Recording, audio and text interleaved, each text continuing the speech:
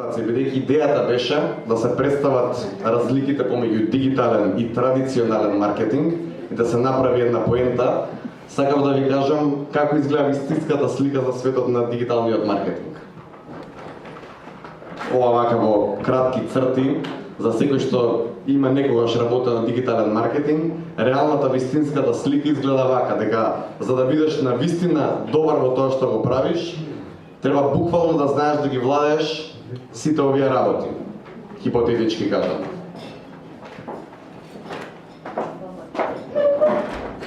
Добро, не со таа слика се да не ги уплашиме луѓето да е нешто полабаво.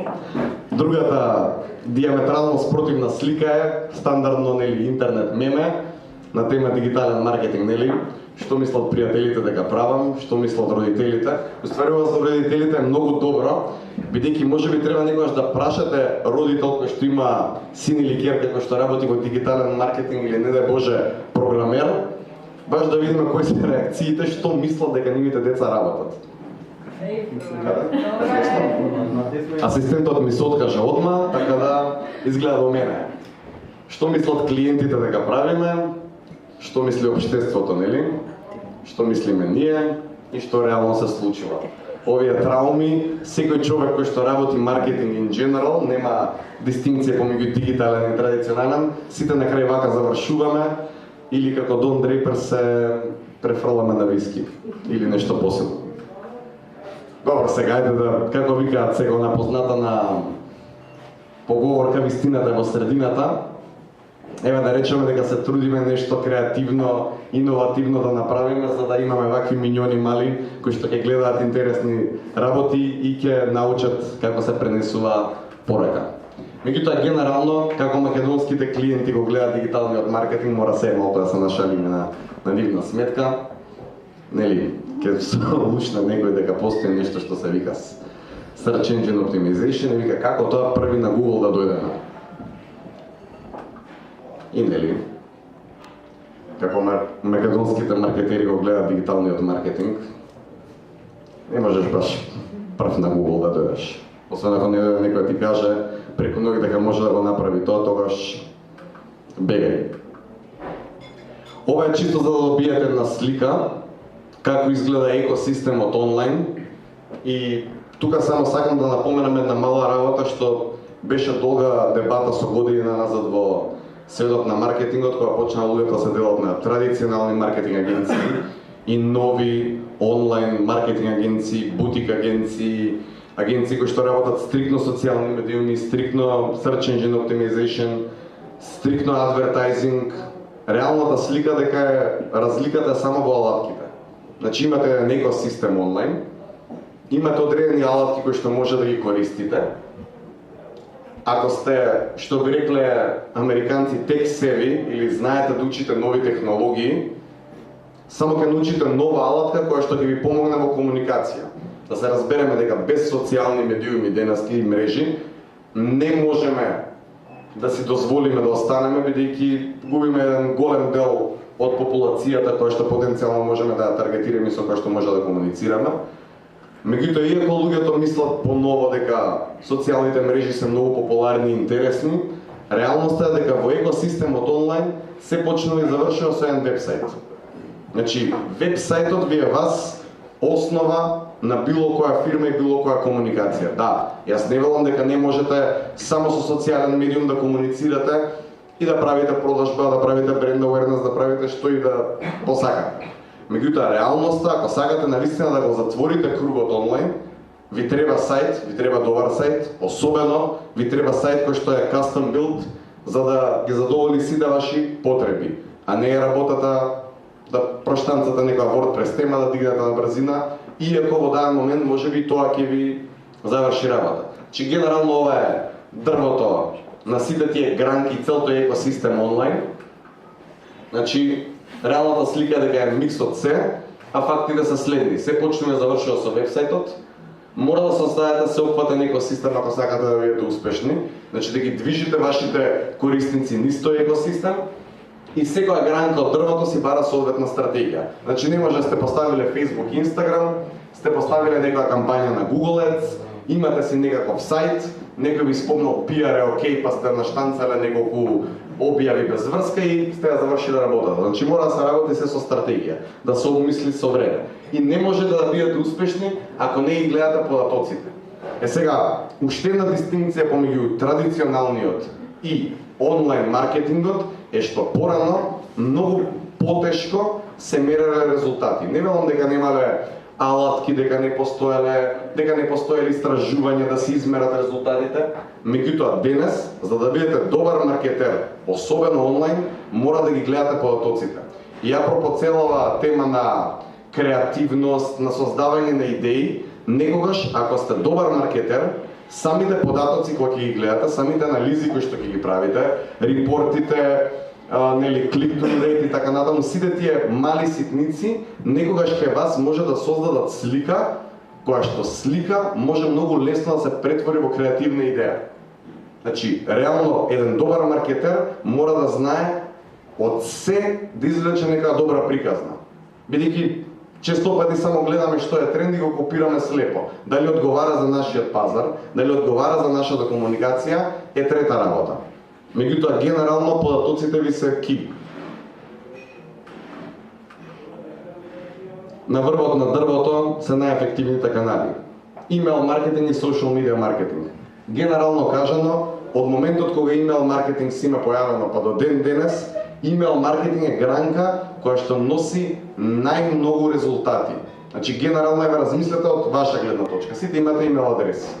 Кога ќе ви стигне нешто на вашата имейл адреса, освен ако не е спам, типично за македонски компании ви го собрале мейлот од некаде и ви стига се и се што. Меѓутоа, да речеме дека не сме во Македонија, во оваа прекрасна земја каде што се е возможно, кога ќе ви стигне мейл, 99% од времето е комуникација од некого што го знаете, со кого што имате деловен или некаков личен контакт, и особено ако е некаков вид на промоција и електронски билтен по македонски убаво прецизно кажано, најчесто тоа е нешто на кое што вие самите сте се претплатиле. Значи е релевантна содржина ставена во контекст. Тоа е нешто што actually ви треба. Во таквата ситуација, огромен е процентот дека вие ќе отворите пораката, дека вие детално ќе прочитате и ако навистина е вистинско време и вистинско место, ќе кликнете и ќе има некаков вид на конверзија. Значи имейл маркетингот од самиот почеток кога е нели зачетоците на интернет, кога почна тоа се користи како алатка за рекламирање, имейл маркетингот и до ден денес е еден од најефективните канали.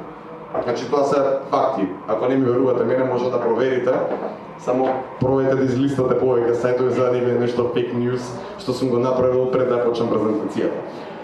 Ама секако, второ е social media. Значи знаете, на социјалните медиуми, ако знаете да комуницирате со вашата таргет публика, ако знаете да им покажете на луѓето на златно правило дека не сте на Facebook, на Instagram, на LinkedIn, на Pinterest или на Twitter или на било кој канал, само поради тоа што некој ви кажал ова е cool, мора да го имаме, туку ако сте на тој канал и комуницирате со соодветна, како да кажем, комуникација и вокабулар, каде што луѓето кои што ве следат ќе им биде забавно, тогаш резултатите генерално се многу големи. И сега нема да одам во премногу детали на оваа тема, бидејќи има многу да се зборува за истата.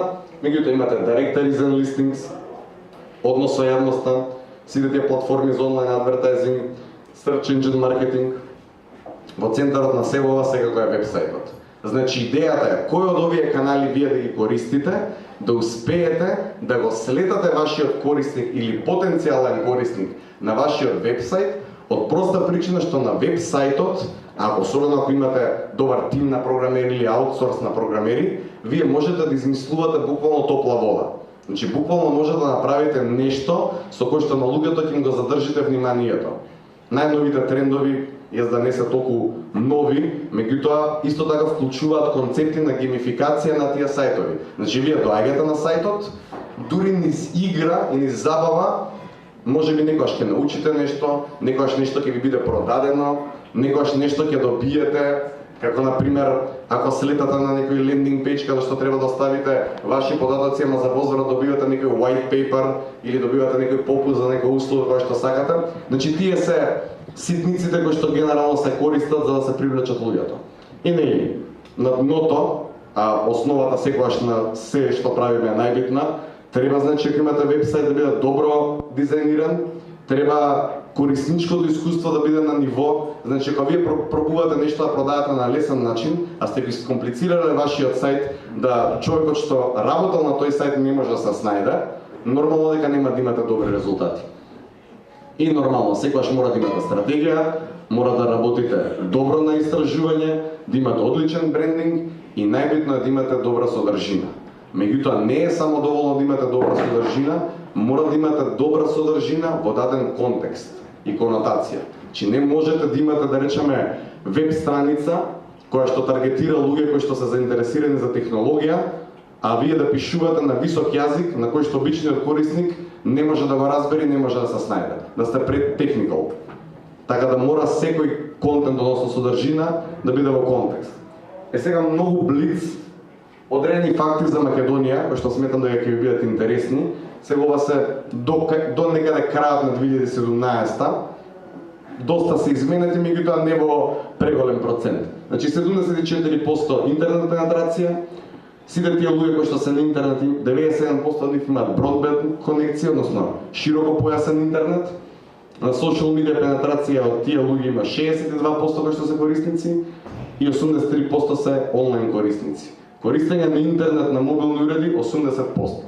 Така што, ако се вратиме на оние првите работи кои што ги начнав предходно, дека мора да се водите од податоците кои ги носите од луѓето, ако вие знаете дека порастот на интернет на мобилни уреди е 80%, тогаш знаете дека и од лично искуство сите се будиме прво нешто пред да отвориме очите на надказ на било каде го бараме мобилниот. Ако е тоа точно и тоа е факт, и ако ние сме како атачмент за нашиот телефон 24/7, тогаш вие треба да размислите што другите корисници, што е тоа што им треба кога ќе го фатат телефонот, за вие нешто да создадете некој тип на содржина или комуникација, за да ги заинтригирате они потоа да имаат интеракција со вашата содржина. Значи тоа е клучното. 56% од интернет популацијата во Македонија е на возраст од 25 до 55 години. Тоа ви е таргет групата. Еве го брейкдаунот по години, најголемиот дел е од наводници 0 до 25. Меѓутоа, многу е тешко да знаете што младите сакаат, ако не сте во тек со сите трендови, особено онлайн и особено на социјалните медиуми. Не можете да пласирате содржина која што не им е интересна, бидејќи тогаш нема да имате никаква интеракција.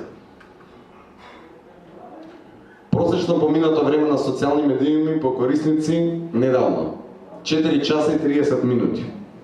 За повеќето во просторијава претпоставам дека ова е дневно, ама ова е бидејќи некој просек, тука спаѓаат и мајка ми и татко ми, кој што неодамна го открија Facebook, и сега јас имам трауми и сакам да го избришам Facebook, иако ми е тоа дел од работата, така да тоа е тоа. Очекувам кај да е на моите не можат, ама на мои блиски, очекувам и бабите и дедовци да бидат на Facebook, со капслок да пишуваат, икони да праќаат во приватни пораки, амин, сподели и цена. Така да тоа е веќе стандардно, меѓутоа немојте ни тоа, знам дека може вака делува смешно, меѓутоа немојте ни тоа да го игнорирате, бидејќи за повеќето луѓе во Македонија, особено оние од постара генерација, бројот на профили во Македонија на Facebook е околу 1,2 милиони. Добро, да, тука влегуваат и оние профили на мачето и кучето со презиме од собственикот, да, и таквите уирдста влегуваат. Меѓутоа немојте да заборавате дека според овие бројки треба една работа да ви е јасна.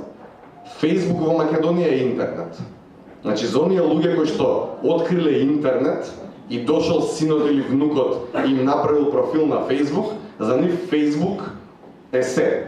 Значи кога пребаруваат директно на Facebook, кога пишуваат директно на некоја институција, очекуваат таму да го добијат одговорот, бидејќи неретко нема ни да кликнат на линк што ги слета надвор од Facebook, бидејќи тоа им е непознато опкружување и првиот инстинкт тука ќе биде да се стисне X.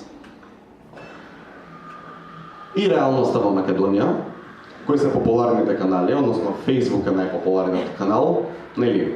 бустам постови за само €1 на ден и толку некој ќе открие ова, ќе кликне буст пост и толку он е маркетер преку ноќ, он знае се, внук му знаел интернет, проблем solved. Тоа е тоа, победа. Viber да, окей, може би имате дискусија, ама откриваат луѓе Viber, Viber, наоѓаат 1001 број, ве ставаат во 50 групи во исто време и почнуваат сите да спамираат.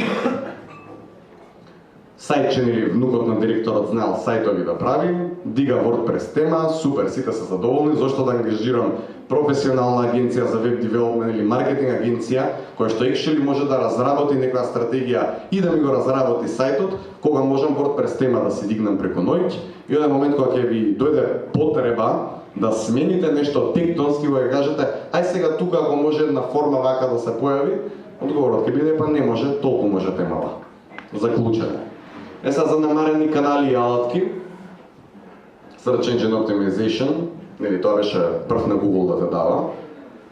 Ова кај нас е многу тешко да се продаде, да се објасни, бидејќи има толку мал пример на успешни приказни тука, што никој не може да свати дека треба со тепата од работа за да добиете добри резултати. Добри портали, добри сајтови, кои што имаат одлична содржина, знаат што значи ова. И знаат дека ако добро се работи, органски ќе почнете да добивате многу посети, квалитетни посети. Бидејќи знаете како оди на user journey, што викаат на англиски, односно патувањето на секој корисник низ каналите. Оди на следен начин. Вие кога actually имате некоја потреба, доаѓате до ситуација да гуглате. Вие кога веќе гуглате, значи имате потреба од нешто, да најдете информација, да најдете производ, да најдете решение на некој проблем. Кога ќе дојдете во таа фаза веќе, вие сте многу близко до носење одлука. Ако сте добри во овој дел, кога ќе следите на сајтот кој што ќе ви го даде решението, вие многу лесно ќе донесете одлуката. Така да ова е алатка, односно техника која што бара многу работа, меѓутоа придобивките се многу добри. Search Engine Marketing исто така, добар сајт, тоа се работите што генерално се занемаруваат и нели треба добар user experience, треба добар user interface. Ова се работи кои што веќе почнуваат кај нас да се применуваат. Се надам ќе продолжи така, а да не стојат сајтови created 2002 година со дизајн како front page правен. И нели, сајтот треба да ја развија нула и прилагодлив на сите уреди респонзивност. До ден денес имаме, особено на јавни институции, сајтови отварат и треба нели да се мачите да зумирате, да одзумирате, за да можете воопшто да се снајдете. И нели, идеално би било ако имате одличен сајт кој што е поврзан со некој CRM и со можност за онлайн плаќање. Сега ова веќе е малку science fiction за во Македонија, меѓутоа има сериозни фирми кои што прават исчекор и одат the extra mile и кои што прават целосна интеграција, целосно ве следат на интернет, имаат опција за онлайн купување и како што беше на последната конференција за e-commerce во Македонија, каде што се идентификуваа сите тие проблеми, генерално луѓето имаат страф да купуваат онлайн, меѓутоа тоа полека се менува и нели паралелата треба да биде, ако не ви е проблем да ставите картичка на AliExpress, зошто би ви било проблем да ставите картичка на сериозен македонски сајт кој што е етаблиран бренд? Меѓутоа, нели, треба да се работи на едукација, тоа е дефинитивно.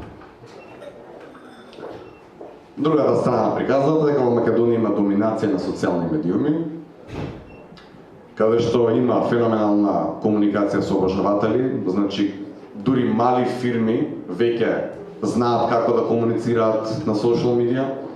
Има креативни кампањи кои што целосно се почнувани онлайн, па дури потоа се префрлаат и офлайн со некој вид на друг вид на комуникација. Има уникатна содржина во духот на социјалните медиуми. Јас со тоа што гледам заедно со мојот тим секој ден на интернет, толку креативни објави има на социјални медиуми во Македонија, што мислам дека во овој аспект сме многу понапред од сите модерни развиени држави на запад. Искрено, тоа е моето мислење. Во тек сме со модерни трендови на социјални медиуми, конкретно, сега онлайн продажба, оние што знаат како да го прават тоа, рушат рекорди во Македонија. Тие што ги бива.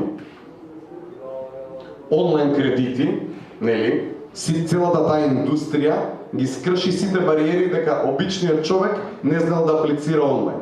Ова е веќе мит. Значи, сите тие фирми за онлайн кредити потврдија дека да, секој може да научи веќе да аплицира онлайн. Сајтови за групни попусти растураат во Македонија, тоа е факт. Големите брендови целосно се префрлија онлайн, тоа е исто факт за кај нас. Сега веќе има директна продажба преку сајт. Има и продажба преку Facebook и Instagram. Директна, да. Ќе се навратиме на ова малку подоцна. И има соработка со фирми кои што нудат екстерна услуга за достава. Меѓутоа, ова е полека што треба уште доста да се работи, бидејќи сметам дека ако во Македонија ова добро се разработи, онлайн продажба ќе биде најнормална работа за некоја година. И нели, микробизнисите продаваат без физички продавници. Пишуваш порак, ти враќа од неговиот пејдж и ти испраќа пар гајки по било каков деливери сервис со рок од 5 минути. Значи не е проблем. Пара на рак, нормално. И сега проблеми и решенија на бизниси во Македонија. Проблем, немаат сајт со онлайн плаќање. Значи има фирми кои што се спремни да инвестираат во целосно, феноменално онлайн решение и доаѓа моментот до и сега правиме интеграција со онлайн плаќање и добиваш одговор не. Повеќе причини, правна причина, не смеат да се продаваат нашите работи онлайн, не е решено со правна регулатива, па банките се плашат и ти викаат, одма ти викаат не. Значи ова е веќе институционално прашање, тука не може многу да се смени. Решение за овој проблем си продаваат луѓето по групи на Facebook, иако не им тргнува. Еве, ако направите мал срч на Facebook, ќе најдете милион групи. Особено, еве имате и поново на Facebook Search by Area и во рамките на Скопје имате над 200 групи за купи-продај. И ваш другар или другарка која ќе им текне да продаде стара гарнитура од 400, кога ќе стави на сите групи, кога ќе изгледа сите нотификација, знаете веќе како иде тоа. Компаниите сакаат Search Engine Optimization, ама проблем немаат оптимизиран сајт. Прво се почнува од сајтот. Решение, нели, знаат некој администратор на популарна група на Facebook и вика маре од кадрово ќе спама сега женски домаќински млабети и има се да продадеме. И де факто е така, значи нас може ни е смешно, но кога станува збор за маркетинг, треба да разберете дека и ова е маркетинг. Креативно наоѓање на решение на проблем. Бидејќи што е маркетингот? Имате проблем и вие треба да понудите да пласирате решение. Маре од кадрово растура. И еве ги на тема парентинг, ако направите срч на Facebook, еве женски домаќински соба за доање мајки и деца. Ова се замените за форуми. Треба да сватите дека овие канали се моќни. Ние како маркетери да знаеме како можеме да допреме до овие канали, пари би даде. За среќа Facebook се уште смета дека има некои работи кои што се свети, па не им дозволува маркетерите пенетрација по групи, барем не директно. Здрава храна, стоматолози, обединете се добро, окей. Ова е веќе друго ниво, нема тука продажба, вајда. Сакаат промоција и продажба на добар производ. Проблем, не знаат како да се обратат на публиката и јазикот кој што таа публика го зборува. Решение, знаат инфлуенсерка која што си ја знае работата. Па ангажираат инфлуенсерка. And it works. Заклучок за да не должам премногу, се надам дека не бев многу долг во излагањето. Секогаш знаете си ја вашата публика и на тој начин секогаш ќе направите добра кампања. Фала ви многу. И извинете, ако има прашање, слободно пукајте. А и ако нема е окей. Колку инфлуенсери користите од TikTok? Моментално имаме неколку кампањи кај што работиме со 5 до 6 би кажал инфлуенсери, ама повеќе на микро ниво. Значи генерално се трудиме за одредени кампањи да најдеме луѓе кои што немаат илјадници, да речам, следбеници, ама се доволно релевантни за тоа што го прават, за и на помала публика, ако се обраќаат, да има тоа многу поголем ефект. Значи, например, да ви спомнам наједноставен пример, ако станува збор за здрава храна, не можете да земете некој инфлуенсер кој што има милион следбеници, туку ќе земете некој кој што стварно живее во духот на здрава храна. Ако следите некој профил каде што тој човек или таа девојка или жена постојано готви, наоѓа намирници по интересни места, прави феноменални фотографии од храни, од рецепти и од се, знаете дека таа личност го живее тој филм и навистина е релевантна за да препорача нешто. И ако брендот е соодветен и навистина може да придонесе кон целиот тој look and feel што таа личност го има, тогаш таа личност е многу подобар таргет како микроинфлуенсер отколку некој популарен лик кој што е популарен и на ТВ и како селебрити, но и на социјал медија. Така да сегаш сме поборници на тие микроинфлуенсери, бидејќи навистина знаат што може да понудат. А и многу добра работа кај инфлуенсерите, ако навистина си ја знаат публиката, секогаш ќе ви дадат една нова перспектива, кој што вас како на маркетери нема никогаш ни да ви текне, бидејќи едноставно не размислувате така. Бидејќи како маркетери работите сигурно за клиенти од повеќе индустрии и не можете да бидете експерт во се. Треба некогаш, нели, некој да ви даде hands-on како треба да се заврши одредена работа, а без при тоа да изгледа агресивно. Затоа е добро и многу контент маркетинг. Нели, баш во содржина, во контекст. Извини, повели. Да, го спомнавте WordPress.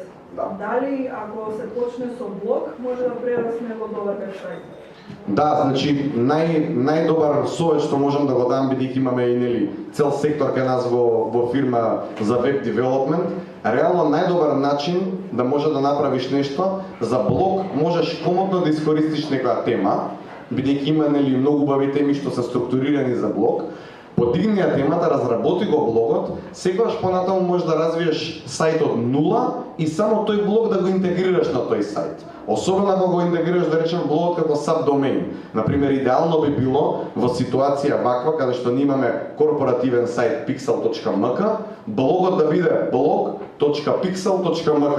Тоа е многу добро за оптимизација генерално, така да двете работи можат комотно да се развиваат, бидејќи само со едно меѓусебно линкање може да ги поврзате, така да actually е добра идеја. Повели, извини. Имам некои коментари и едно прашање. Слободно. Прв коментар е за AliExpress и споредно со македонски сајт. Не споредливи, пошто AliExpress сериозно добри инженери работат, а на УЕФ веќе месец дена не месец со сертификат. Така да таа споредба е не споредлива. Довербата беше само муабетот. Па довербата од тука доаѓа. Значи, таму вакво е проблемот. Генерално за WordPress, било кој lean thinking што користи или што развива со lean startup, валидација на хипотеза почнува со вакво, со WordPress, пошто ова search engine optimization и други работи се веќе вградени. Кастомизирано решение кошта премногу пари за валидација на хипотеза или што е да направиме вакво. Наредното прашање за онлайн плаќањето. Во Македонија се уште нема легислатива за онлайн agreements.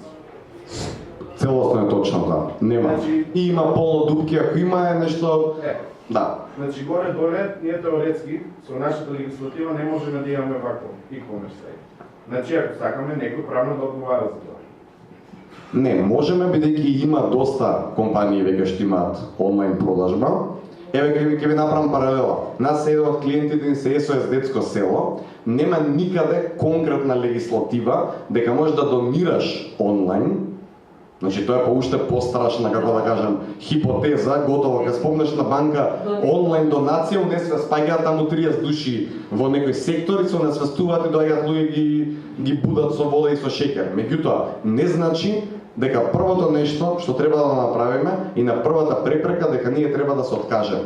Значи има начини како може да се направи, да се дојде до можност за онлайн продажба. Јас не викам дека е совршено, многу работи не достасуваат во македонското законодавство, во администрација и така натаму, меѓутоа сметам дека решението доаѓа од тоа да се соберат повеќе луѓе кои што имаат проблем, да го презентираат проблемот таму кај што треба и колку ние да збориме дека институциите во Македонија не функционираат и слично, генерално не функционираат поради тоа што луѓето одат со проблем, а не одат со решение.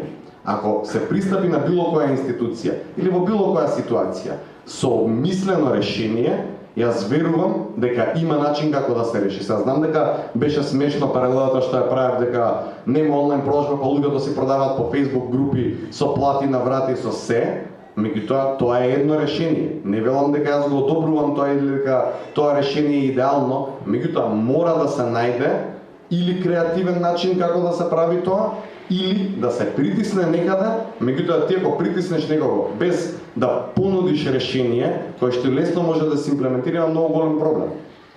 Тоа е моето размислување, може нема да се сложиш.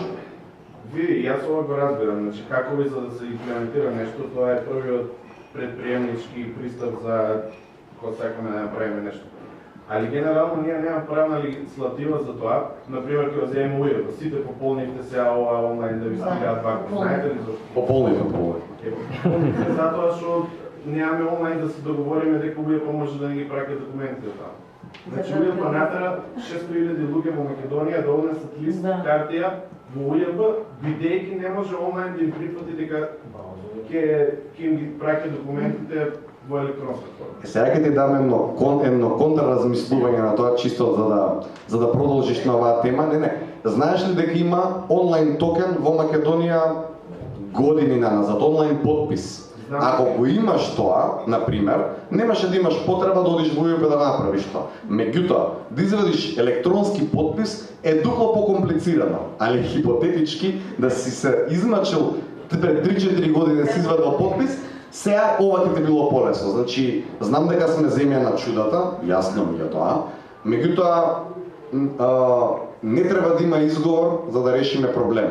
Треба вака, на вакви собери, кои што, by the way, да ги пофалам организаторките, секоја често успеа вака супер луѓе кои што можат критички прашања да поставуваат тука, ние треба од ова да извлечеме некој заклучок и да не бидеме пасивни.